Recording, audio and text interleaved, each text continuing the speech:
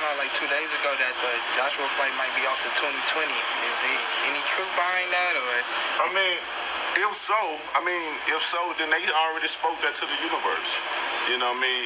And it's just gonna manifest itself.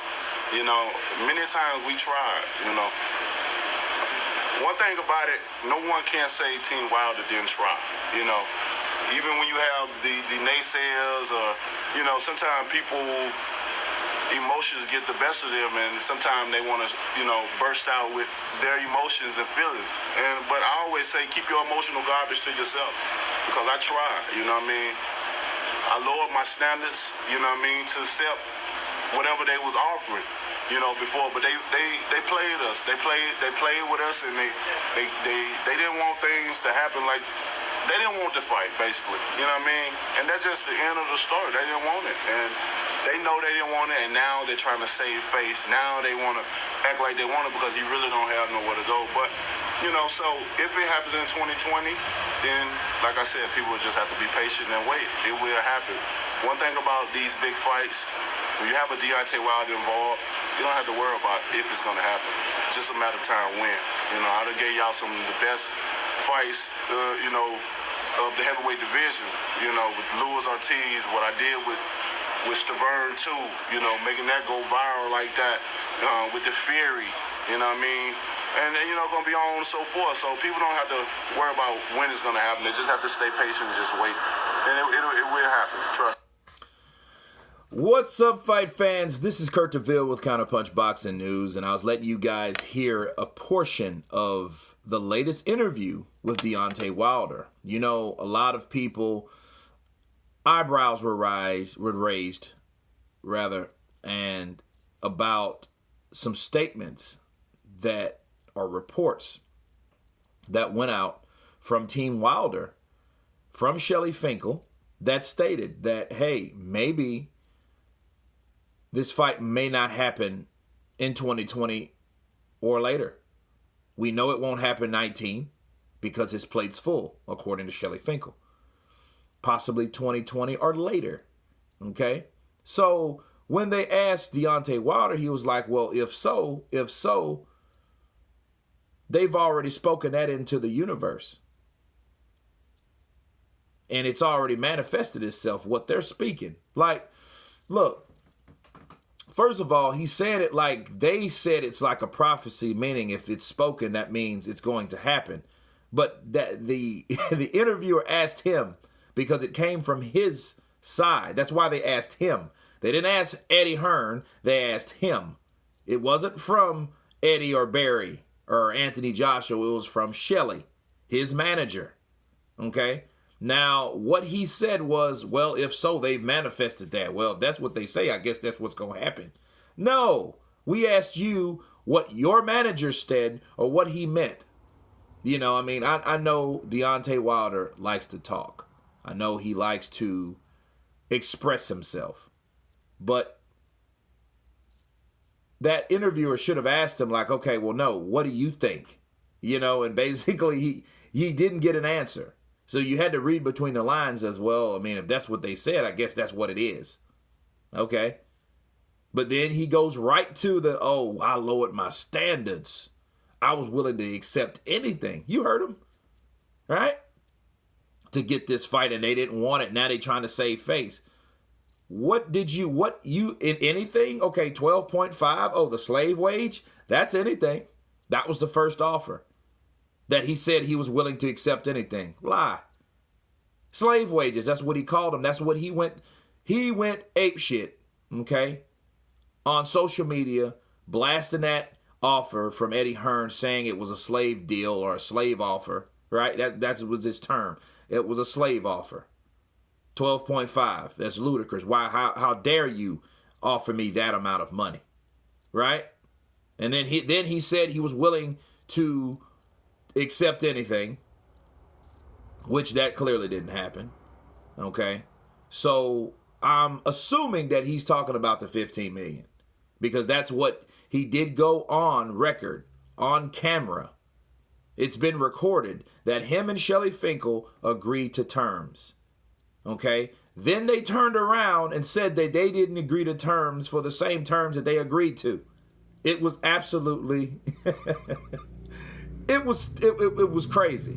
It was crazy to hear them say that, turn around and say, no, we have agreed to terms. Then say, no, we never agreed to terms. That type of shit. See, all this is rehashed because he has nothing else to talk about. He has nothing else to produce. Do you understand that shit's been over a year ago now? That's been over a year ago. He's talking about shit that happened a year ago. He's not talking about the 100 million. He's not talking about the 50 million. If you noticed, I'll leave the link in the description. He never mentions $50 million. We offered him $50 million. You know why he can't say that no more? Because Team Joshua has trumped that shit. They've gave him $50 million for 2 fights. So he has no leg to stand on. You notice he ain't say that. He just said, man, well, they just didn't want to fight. You can't say we didn't try. That's an easy thing to say. Then you talk about some shit that happened about last year. You bring up some old shit. Dude, we're so far past that. That's like 5 offers ago. You know, but then he says, and I get this, he says, well, you know, people need to keep their emotions to themselves. Oh, emotions? Coming from Mr. Emotional himself. Keep your emotions, and people get emotional. Keep that to yourself. Okay, practice what you preach. Counterpunched. Keep your emotions to yourself. Because that's exactly what we see when we listen to an interview from Deontay Wilder.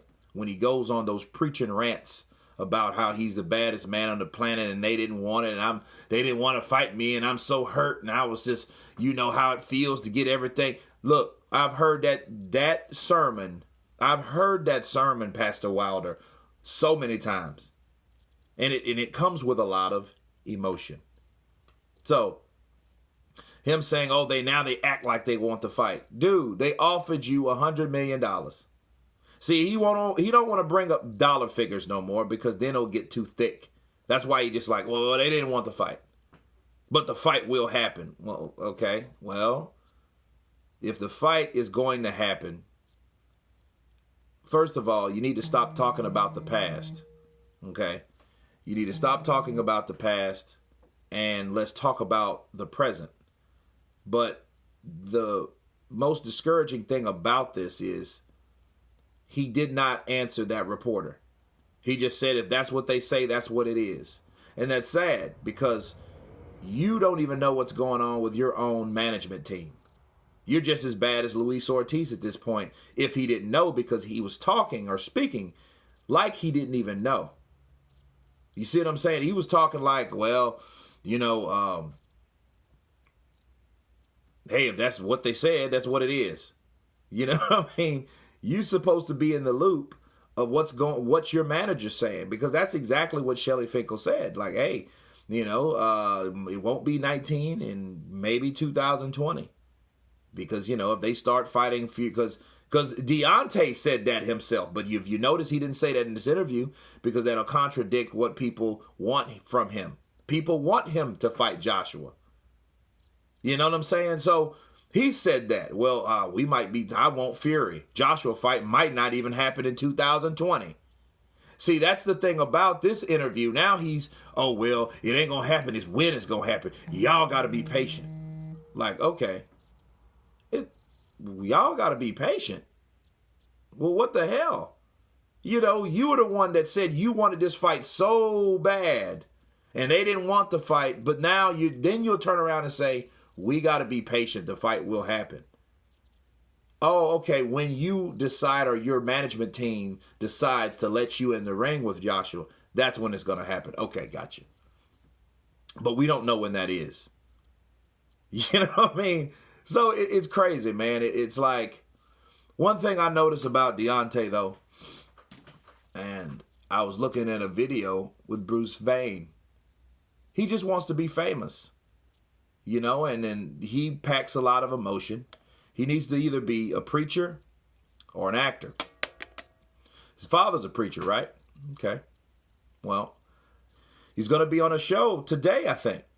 Billions, I believe it's called.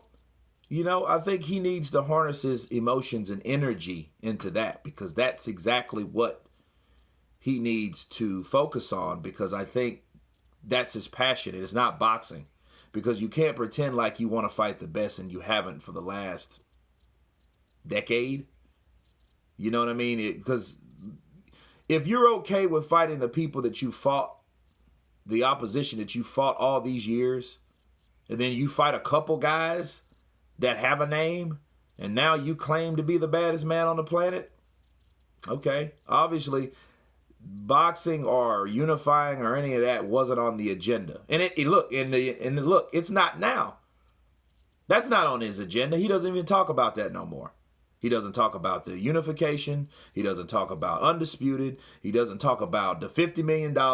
He doesn't talk about any of that shit. That's fact. All he does is take, man, I love you guys. We still here. It ain't going to hate us. It's when it's going to happen. Don't worry. It's going to happen. And, but you're not even trying to update us on something that you said. But anyway, that's me wrapping it up on this. I don't think that by now people should know the truth. The LDBC, I don't know what to tell these guys, but if they're hearing stuff like this, they shouldn't be happy not to see this fight happening, because they see this fight's not going to happen. And I guess as long as they got their American champ, the champion of America, they're okay with that. As long as their skin color matches. But anyway, this is Kurt DeVille with Counterpunch Boxing News. You guys tell me what you think about this video. Again, I will leave the link in the description box if you have time to watch it. Please subscribe. And you guys been Counterpunch. Peace.